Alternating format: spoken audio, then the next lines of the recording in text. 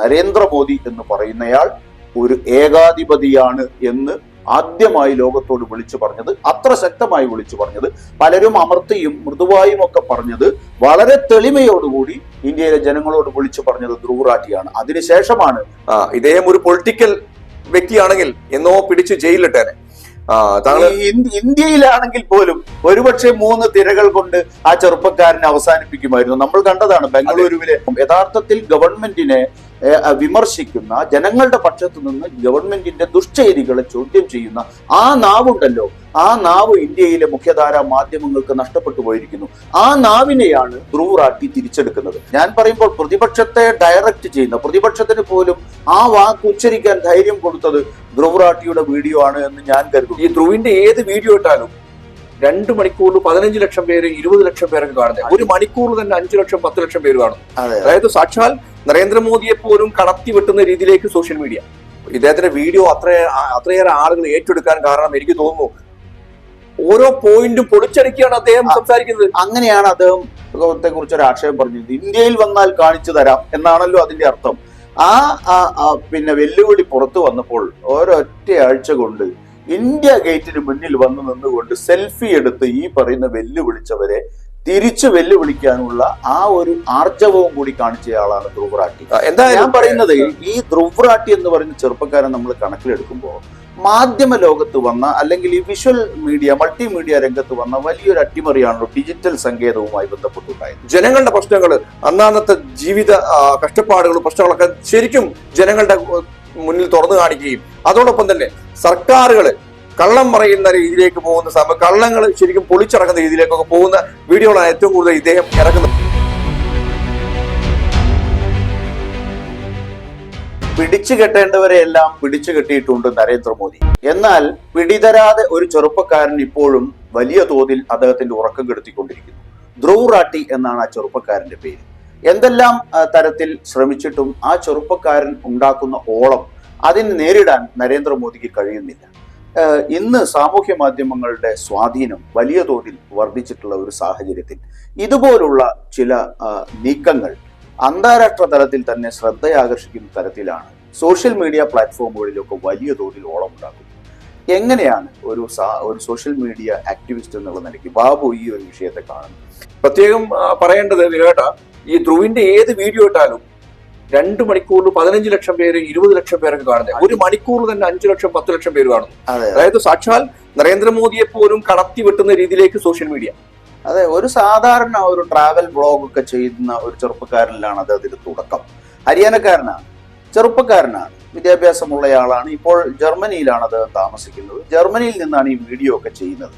പക്ഷേ അദ്ദേഹം ഇന്ത്യൻ രാഷ്ട്രീയത്തിൽ വളരെ സൂക്ഷ്മമായി ഇടപെട്ടുകൊണ്ട് ഇന്ത്യയിലെ ഭരണാധികാരികൾക്ക് വലിയ തലവേദന സൃഷ്ടിക്കുന്ന രീതിയിലുള്ള, വലിയ ഇമ്പാക്റ്റ് ഉണ്ടാക്കുന്ന രീതിയിലുള്ള വീഡിയോസാണ് അദ്ദേഹം പുറത്തു വിട്ടുകൊണ്ടിരിക്കുന്നത്. ഇപ്പോൾ ഏറെ ചെറുപ്പക്കാർ അദ്ദേഹത്തിന്റെ വീഡിയോകളെ കാത്തിരിക്കുന്ന, അത് വന്ന് വീഴുമ്പോഴേക്കും കൊത്തിപ്പറക്കാൻ തക്കവണ്ണം ആളുകൾ ഏറ്റെടുക്കുന്ന ഒരു വലിയ ഫോളോവേഴ്സിന്, വലിയ തോതിലുള്ള സബ്സ്ക്രിപ്ഷൻ അദ്ദേഹത്തിന്റെ സോഷ്യൽ മീഡിയ പ്ലാറ്റ്ഫോമുകളിൽ നേടിയെടുത്തിരിക്കുന്നു. വലിയ തോതിൽ അദ്ദേഹത്തിന് ഫോളോവേഴ്സ് ഉണ്ട് എന്നുള്ളതാണ് അത് കാണിക്കുന്നത്. അവിടെ നമ്മൾ പറഞ്ഞതുപോലെ ഇവിടുത്തെ പ്രതിപക്ഷ നേതാക്കൾ, അതുപോലെ തന്നെ മാധ്യമങ്ങൾ, ജനങ്ങളുടെ ഭാഗത്ത് നിന്ന് ജനങ്ങളുടെ നാവാകേണ്ടവരാണല്ലോ മാധ്യമങ്ങൾ. അവരൊക്കെ ചെയ്യുന്നതിനേക്കാൾ, അവരൊക്കെ യഥാർത്ഥത്തിൽ ഇന്ത്യൻ രാഷ്ട്രീയത്തിൽ ഇടപെടുന്നതിനേക്കാൾ 10 മടങ്ങ് ശക്തിയോടുകൂടിയാണ് ധ്രുവ് റാഠി എന്ന് പറയുന്ന 29 വയസ്സുകാരനായ ഒരു ചെറുപ്പക്കാരൻ ഇന്ത്യയുടെ വൈവിധ്യങ്ങളെ മുഴുവൻ കവർ ചെയ്യുന്ന രീതിയിൽ, ഇന്ത്യയിലെ പ്രധാനപ്പെട്ട ജീവൽ പ്രശ്നങ്ങളെയെല്ലാം എടുത്തുയർത്തി കാണിക്കുന്ന രീതിയിൽ വമ്പിച്ച തോതിൽ രാഷ്ട്രീയത്തിൽ ഇടപെടുന്നത് എന്നതാണ് ഏറ്റവും പ്രസക്തം. ഞാൻ താങ്കൾ പറയുന്ന അതേ രീതിക്ക് തന്നെയാണ് ഞാൻ പറഞ്ഞത്. ഞാൻ വേറൊരു ആംഗിളിലാണ് ഇതിനെ കാണുന്നത്. ഒരു പ്രതിപക്ഷമായിട്ടാണ് ഇദ്ദേഹം പ്രവർത്തിക്കുന്നത്. ഒറ്റയാൾ പ്രതിപക്ഷം. ശരിക്കും അങ്ങനെ പറയുമ്പോൾ മറ്റുള്ള ഈ പ്രതിപക്ഷത്തിന്റെ വീഡിയോന്റെ റേഞ്ച് നോക്കുമ്പോൾ ഇദ്ദേഹത്തിന്റെ വീഡിയോ ഞാൻ ശരിക്കും ഷോക്കായി പോകുന്നത്, 1 മണിക്കൂറിൽ 43 സെക്കൻഡിൽ 5 ലക്ഷം 6 ലക്ഷം ആളുകൾ കാണുക. സാക്ഷാൽ നരേന്ദ്രമോദിക്ക് പോലും ഇല്ല. വീണ്ടും എടുത്തു പറയാണ്, അത്രയും രീതിയിലേക്ക് രാഹുൽ ഗാന്ധിക്ക് ഇല്ല. ശരിക്കും ഇദ്ദേഹത്തിന്റെ വീഡിയോ അത്രയേറെ ആളുകൾ ഏറ്റെടുക്കാൻ കാരണം എനിക്ക് തോന്നുന്നു ഓരോ പോയിന്റും പൊളിച്ചടുക്കിയാണ് അദ്ദേഹം സംസാരിക്കുന്നത്. അങ്ങനെയാണ് അദ്ദേഹം പതുക്കെ രാഷ്ട്രീയ വീഡിയോകളിലേക്ക് പ്രവേശിക്കുന്നത്. ഓരോ വീഡിയോ ട്രാവൽ ബ്ലോഗുകളിൽ നിന്ന് പതുക്കെ അദ്ദേഹം പ്രവേശിക്കുന്നത് BJP ഗവൺമെന്റ് കടന്നു വരുന്നതിനും ആ ഗവൺമെന്റ് നിലനിർത്തുന്നതിനും അതിന് വലിയ ഹൈപ്പ് ഉണ്ടാക്കുന്നതിനും ഒക്കെ വേണ്ടി ചെയ്ത ചില പ്രചാരണങ്ങളുണ്ട്. ആ പ്രചാരണങ്ങളുടെ ഫാക്ട് ചെക്ക് നടത്തിക്കൊണ്ടാണ്, ഒളിച്ചടക്കിക്കൊണ്ടാണ്. ജേർണലിസം എന്ന് പറയുന്നത് ഫാക്ട് ചെക്ക് മാത്രമല്ല. അപ്പോൾ ഫാക്ട് ചെക്ക് നടത്തിക്കൊണ്ടാണ് വലിയ തോതിൽ ഇദ്ദേഹം ഈ പറയുന്ന പൊളിറ്റിക്കൽ വീഡിയോയിലേക്ക് ധ്രുവ് റാട്ടി പ്രവേശിക്കുന്നത്. അത് ഒരു ഘട്ടം കഴിഞ്ഞപ്പോൾ ഏതാണ്ട് 10 വർഷത്തിലധികമായി അദ്ദേഹം യൂട്യൂബിൽ സജീവമായിട്ട് അങ്ങനെ എന്നും അല്ലെങ്കിൽ ആഴ്ചയിൽ 2 എണ്ണം വെച്ച് വീഡിയോ ചെയ്യുന്ന ഒരാളല്ല ധ്രുവ് റാട്ടി.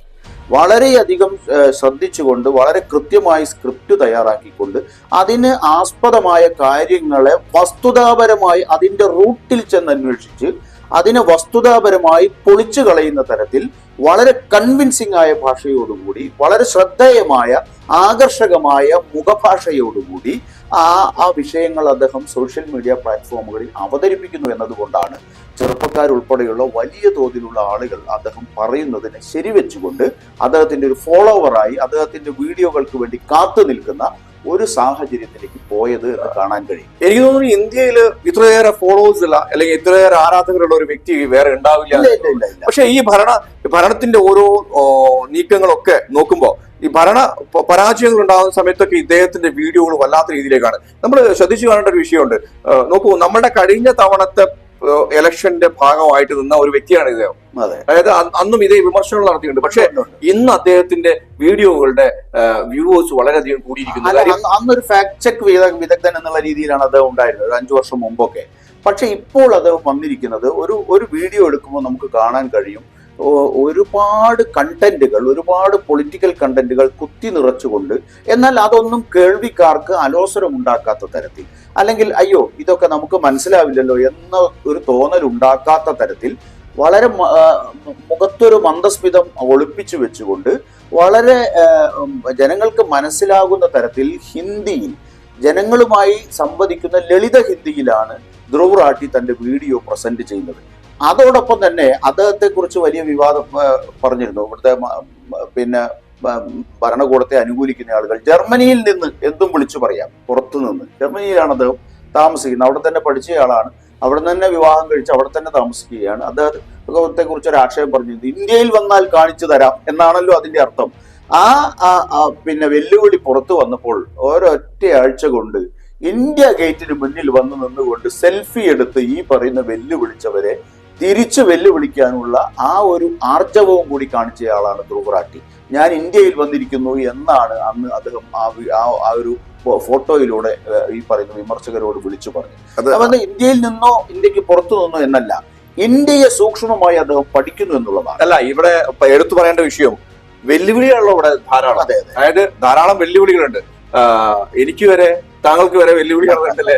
അതായത് നമ്മുടെ വീഡിയോകൾക്ക് താഴെ വരുന്ന കമന്റുകളൊക്കെ ഒരർത്ഥത്തിൽ വെല്ലുവിളി തന്നെയാണ്. പിന്നെ വേറെ വിഷയം, പല കമന്റുകളും തന്തയ്ക്ക് പറക്കാത്ത ആളുകൾ ചെയ്യുന്നത് അല്ല, അത്രയും രീതിയിലേക്ക് അല്ലെ. അതായത് എങ്ങനെയാണ് ഒരു മനുഷ്യനെ ഇങ്ങനെ, അതായത് ഒരു ചോദ്യം ചോദിച്ചു കഴിഞ്ഞാൽ ആ ചോദ്യത്തിന് ഉത്തരത്തിന് പകരം തെറിയ അഭിഷേകം നടത്തുക, അല്ല അതുപോലെ തന്നെ വർഗീയമായിട്ട് അധിക്ഷേപിക്കുക, ഇത്തരം രീതിയിലേക്ക് മാത്രമേ ഇവർക്ക്, അതായത് ഈ പൊതുവെ ഈ എനിക്ക് തോന്നുന്നു ചോദ്യങ്ങളെ ഭയപ്പെടുന്ന, അല്ല അവർക്ക് അങ്ങനെ കമന്റ് ചെയ്യാനുള്ള അവകാശം ഉണ്ടെന്നേ. അല്ല ഞാൻ പറയുന്നത് അവരുടെ ഒരു നിലവാരത്തെ ജനങ്ങളുടെ മുന്നിൽ പൊതു പ്ലാറ്റ്ഫോമിൽ ഒരു പബ്ലിക് ഡൊമൈനിൽ അവരുടെ വ്യക്തിത്വം എന്താണെന്ന് അടയാളപ്പെടുത്താൻ സഹായിക്കുമെന്നല്ലാതെ അതിനെക്കുറിച്ച് നമ്മൾ ചർച്ച ചെയ്യേണ്ടതില്ല. പക്ഷെ അവരുടെ എനിക്ക് പറയേണ്ട ഒരു വിഷയം എന്താ വെച്ചാൽ, എന്തുകൊണ്ടാണ് അത്തരം രീതിയിലേക്ക് കമന്റുകൾ വരുന്നത്? അതായത് വീട്ടിലുള്ള ആളുകളൊക്കെ വിളിച്ച് അത്തരം രീതിയിൽ കണ്ട് നമ്പൂതിരി ഫലിതത്തിൽ പറയുന്നത് പോലെ ഞാൻ കഴിക്കുന്നതൊക്കെ ഞാൻ വിളിച്ചു പറയുന്നു, അവർ കഴിക്കുന്നതൊക്കെ അവർ വിളിച്ചു പറയുന്നു എന്ന് പറഞ്ഞതുപോലെ കണക്കാക്കിയാൽ മതി. എന്താ ഞാൻ പറയുന്നത്, ഈ ധ്രുവ് റാട്ടി എന്ന് പറയുന്ന ചെറുപ്പക്കാരൻ നമ്മൾ കണക്കിലെടുക്കുമ്പോൾ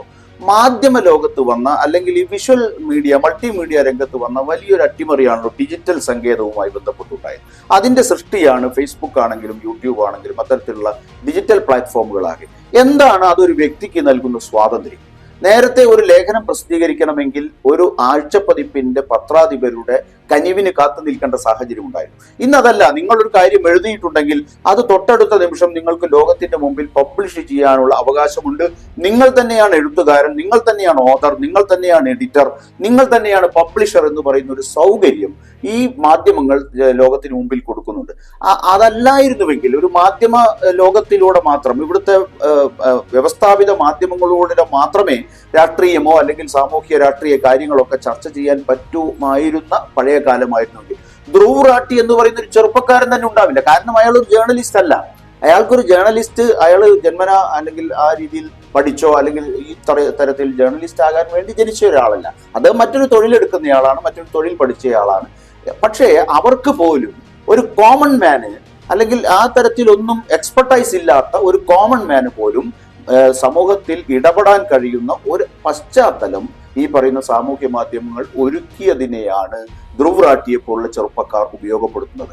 ഇന്ത്യയിൽ നമുക്കറിയാം, സാമൂഹ്യ മാധ്യമങ്ങൾ ഇപ്പോൾ നിർവഹിക്കുന്ന ഒരു ദൗത്യം എന്ന് പറയുന്നത് ഇന്ത്യയിലെ മുഖ്യധാരാ മാധ്യമങ്ങൾ മറന്നു പോവുകയോ അല്ലെങ്കിൽ പുതപ്പിനടിയിൽ തള്ളുകയോ ചെയ്ത അവരുടെ ധർമ്മമാണ്. മാധ്യമധർമ്മം യഥാർത്ഥത്തിൽ ഗവൺമെന്റിനെ വിമർശിക്കുന്ന, ജനങ്ങളുടെ പക്ഷത്ത് നിന്ന് ഗവൺമെന്റിന്റെ ദുഷ്ചെയ്തികളെ ചോദ്യം ചെയ്യുന്ന ആ നാവുണ്ടല്ലോ, ആ നാവ് ഇന്ത്യയിലെ മുഖ്യധാരാ മാധ്യമങ്ങൾക്ക് നഷ്ടപ്പെട്ടു പോയിരിക്കുന്നു. ആ നാവിനെയാണ് ധ്രുവ് റാട്ടി തിരിച്ചെടുക്കുന്നത്. ആ നാവ് ഉയരുന്നതാണ് ഈ ലോകത്തെ ആളുകൾ ഹർഷാരവത്തോടുകൂടി സ്വാഗതം ചെയ്യുന്നത്, അദ്ദേഹത്തെ സ്വീകരിക്കുന്നത് എന്ന് കാണാൻ കഴിയും. തീർച്ചയായും ധ്രുവിന്റെ ശരിക്കും ഓരോ വീഡിയോകളൊക്കെ വല്ലാത്ത രീതിയിലേക്ക്, അതായത് ഒരു പോയിന്റ് അണവിടാതെയാണ് പോകുന്നത്. അപ്പൊ അത്തരം രീതിയിലേക്കുള്ള വീഡിയോകളൊക്കെ ഇദ്ദേഹം ഇറക്കുമ്പോഴും വല്ലാത്ത സ്വീകാര്യതയാണ് ജനങ്ങളിൽ ഉണ്ടാവുന്നത്. അതുപോലെ തന്നെ ഒരു പ്രതിപക്ഷമായിട്ട് തന്നെയാണ് ഇദ്ദേഹം, പ്രതിപക്ഷത്തിലും കൂടുതലായിട്ടാണ് ശരിക്കും പറയുന്നത്. ജനപക്ഷം എന്ന് വേണം പറയാം. ജനങ്ങളുടെ പ്രശ്നങ്ങൾ, അന്നാന്നത്തെ ജീവിത കഷ്ടപ്പാടുകളും പ്രശ്നങ്ങളൊക്കെ ശരിക്കും ജനങ്ങളുടെ മുന്നിൽ തുറന്നു കാണിക്കുകയും അതോടൊപ്പം തന്നെ സർക്കാരുകള് കള്ളം പറയുന്ന രീതിയിലേക്ക് പോകുന്ന സമയം, കള്ളങ്ങൾ ശരിക്കും പൊളിച്ചിറങ്ങുന്ന രീതിയിലേക്കൊക്കെ പോകുന്ന വീഡിയോകളാണ് ഏറ്റവും കൂടുതൽ ഇദ്ദേഹം ഇറക്കുന്നത്. തീർച്ചയായും ഈ അടുത്ത കാലത്ത് ഞാൻ പറയുമ്പോൾ പ്രതിപക്ഷത്തെ ഡയറക്റ്റ് ചെയ്യുന്ന, പ്രതിപക്ഷത്തിന് പോലും ആ വാക്ക് ഉച്ചരിക്കാൻ ധൈര്യം കൊടുത്തത് ധ്രുവ് റാട്ടിയുടെ വീഡിയോ ആണ് എന്ന് ഞാൻ കരുതുന്നു. കാര്യം ഇന്ത്യ ഇന്ന് ഒരു ഏകാധിപതിയുടെ കീഴിലാണ് എന്ന് ആദ്യം പ്രഖ്യാപിച്ചത്, അല്ലെങ്കിൽ അത്ര ഉച്ചത്തിൽ പ്രഖ്യാപിച്ചത് ധ്രുവ് റാട്ടിയുടെ ഏറ്റവും സമീപകാലത്ത് വലിയ തോതിൽ വൈറലായ, വലിയ തോതിൽ ലോകം മുഴുവൻ സ്വീകരിച്ച വീഡിയോയാണ്. നരേന്ദ്രമോദി എന്ന് പറയുന്നയാൾ ഒരു ഏകാധിപതിയാണ് എന്ന് ആദ്യമായി ലോകത്തോട് വിളിച്ചു പറഞ്ഞത്, അത്ര ശക്തമായി വിളിച്ചു പറഞ്ഞത്, പലരും അമർത്തിയും മൃദുവായും ഒക്കെ പറഞ്ഞത്, വളരെ തെളിമയോടുകൂടി ഇന്ത്യയിലെ ജനങ്ങളോട് വിളിച്ചു പറഞ്ഞത് ധ്രുവ് റാട്ടിയാണ്. അതിനുശേഷമാണ് ഇന്ത്യയിലെ പ്രതിപക്ഷ നേതാക്കൾ പോലും ഒരു ഏകാധിപത്യ പ്രവണതയുള്ളയാളാണ്, ഏകാധിപത്യ പ്രവണത കൂടുതലുള്ളയാളാണ് മോദി എന്നെങ്കിലും പറയാൻ തുടങ്ങിയത് എന്ന് കൂടി ശ്രദ്ധിക്കേണ്ടത്. ധ്രുവിന്റെ ഈ വീഡിയോകളൊക്കെ ശരിക്കും BJP-യെയും നരേന്ദ്രമോദിയെയും ഉറക്കം കെടുത്തുന്നുണ്ട് എന്നുള്ളത് സത്യമാണ്. ഇദ്ദേഹം ഒരു പൊളിറ്റിക്കൽ വ്യക്തിയാണെങ്കിൽ എന്നോ പിടിച്ച് ജയിലിലിട്ടേനെ. ഇന്ത്യയിലാണെങ്കിൽ പോലും ഒരുപക്ഷെ 3 തിരകൾ കൊണ്ട് ആ ചെറുപ്പക്കാരനെ അവസാനിപ്പിക്കുമായിരുന്നു. നമ്മൾ കണ്ടതാണ് ബംഗളൂരുവിലെ ഒരു വീടിന് മുമ്പിലുള്ള മുറ്റത്ത് വെച്ച് അല്ലെങ്കിൽ തെരുവിൽ വെച്ച് ഗൗരി ലങ്കേഷ് എന്ന് പറയുന്ന മാധ്യമ പ്രവർത്തകയെ ഈ പറയുന്ന ഹിന്ദുത്വ വർഗീയവാദികൾ വെടിവെച്ചു കൊന്നത്. അതുപോലെ തന്നെ നിരവധി സാമൂഹ്യ രാഷ്ട്രീയ രംഗത്ത് ഇടപെടുന്നവരെ, ദബോൽക്കർ ആകട്ടെ, പൻസാരി കൽബുർഗി ആകട്ടെ, ഇങ്ങനെയുള്ളവരൊക്കെ ഒരേ കൂട്ടരുടെ വെടിയേറ്റ് മരിച്ച സാഹചര്യം ഇന്ത്യയിലുണ്ട്. അവിടെയാണ് ഈ പറയുന്ന ധ്രുവ് റാട്ടി എന്ന ചെറുപ്പക്കാരൻ വലിയൊരു വിപ്ലവകാരിയുടെ പരിവേഷത്തിലേക്ക് ഉയരുന്നത്. അപ്പൊ എന്തായാലും എല്ലാ തെരഞ്ഞെടുപ്പുകളിലും ധ്രുവ് ശരിക്കും ചർച്ച ചെയ്യപ്പെടുന്നുണ്ട്. അപ്പോ വല്ലാത്ത രീതിയിലേക്കുള്ള തലവേദന തന്നെയാണ് ഇദ്ദേഹം എന്ന് തന്നെ പറഞ്ഞ് അവസാനിപ്പിക്കുകയാണ്. നന്ദി, നമസ്കാരം.